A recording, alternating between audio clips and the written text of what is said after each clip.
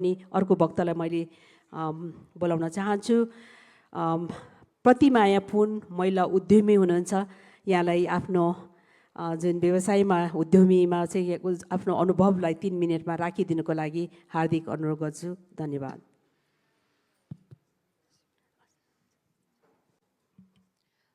धेरै धेरै धन्यवाद छ कार्यक्रम सञ्चालकज्यू म्याम। मैले चाहिँ सबैजनालाई नमस्कार। मान्यजनहरू हुनुहुन्छ सबैजना। के भन्न चाहे भने टु द पोइन्ट टपिकमै गए। डायस्पोरामा रहेको वुमेनहरूलाई कसरी उद्यमशीलतामा चाहिँ एङ्गेज गर्ने फर नेपालको इकोनोमिक ग्रोथको लागि भन्ने छ।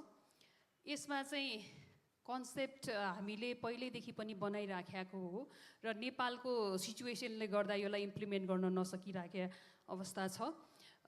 फर्स्टमा चाहिँ डायस्पोरामा रहेको वुमेनहरूलाई स्मल मनी कलेक्सन गर्ने एभ्री मन्थ इच मन्थ, अनि त्यसलाई चाहिँ हामीले 1 महिनामा जम्मा भइसक्यो अथवा 1 वर्षमा जम्मा भइसक्यो भने सानो सानो कमाइको आफ्नो कमाइको सानो अमाउन्टलाई अनि नेपालमा बास्केट फन्डको रूपमा राखिसकेपछि त्यसलाई चाहिँ उद्यमशीलतामा लगानी गर्नको लागि नेपालमा रहने महिला तथा युथहरूलाई सिड मनी अथवा लोनको रूपमा त्यसलाई दिने ब्याङ्क सिस्टम सहकारी सिस्टमले, अनि दिइसकेपछि उहाँहरूलाई किन दिने भन्दाखेरि एउटा न एउटा उद्योग खोल्नको लागि।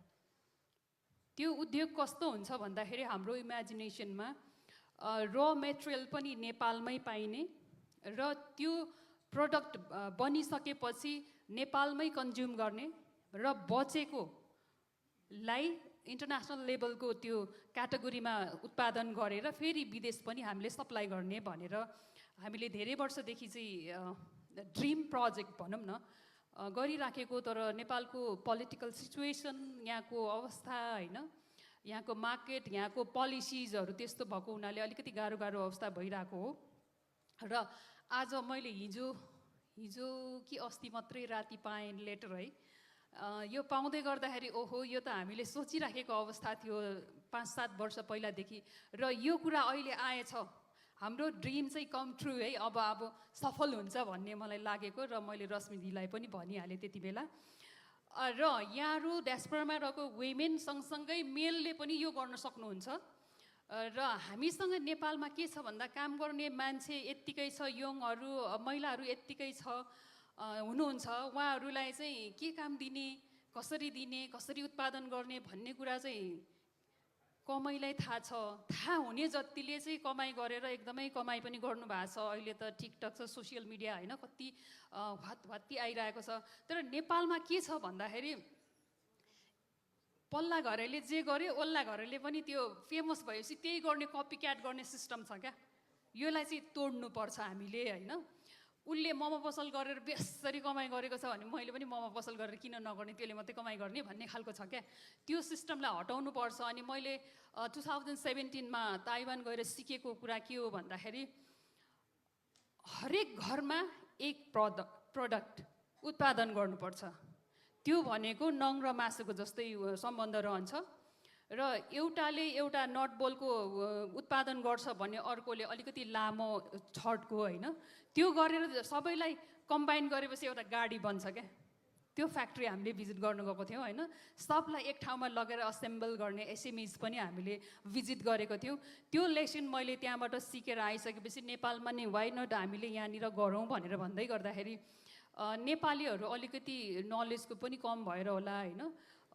डाहा गर्ने सिस्टम र कपीक्याटको सिस्टमले गर्दाखेरि त्यो अघि बढ्दैन।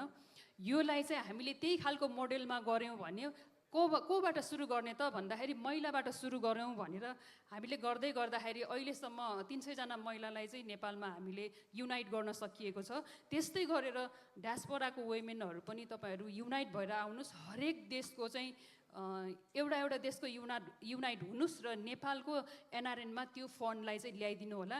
अनि त्यसपछि हामीले यहाँनिर इम्प्लिमेन्ट गर्नलाई तयारी हुन्छौँ।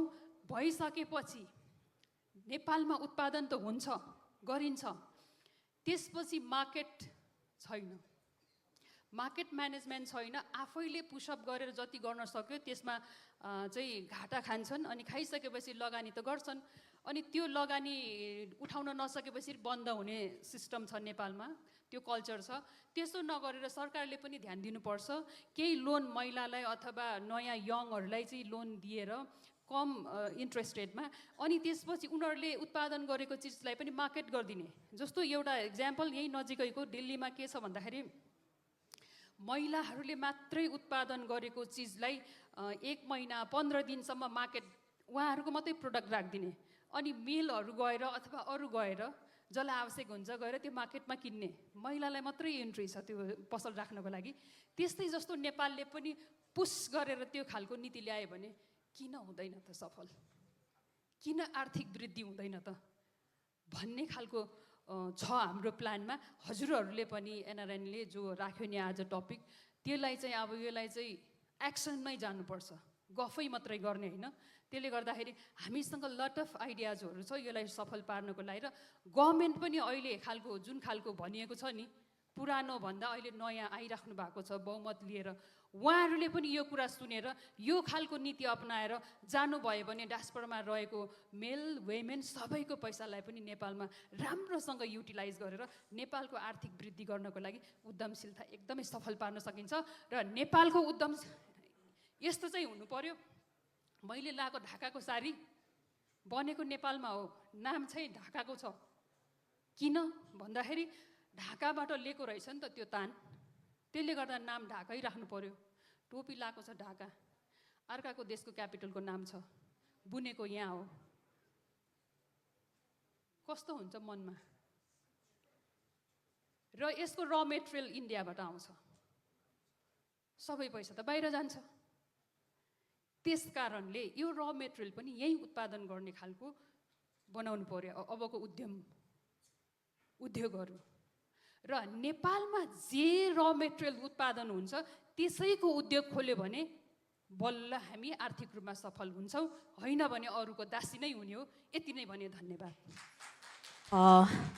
धेरै धेरै धन्यवाद।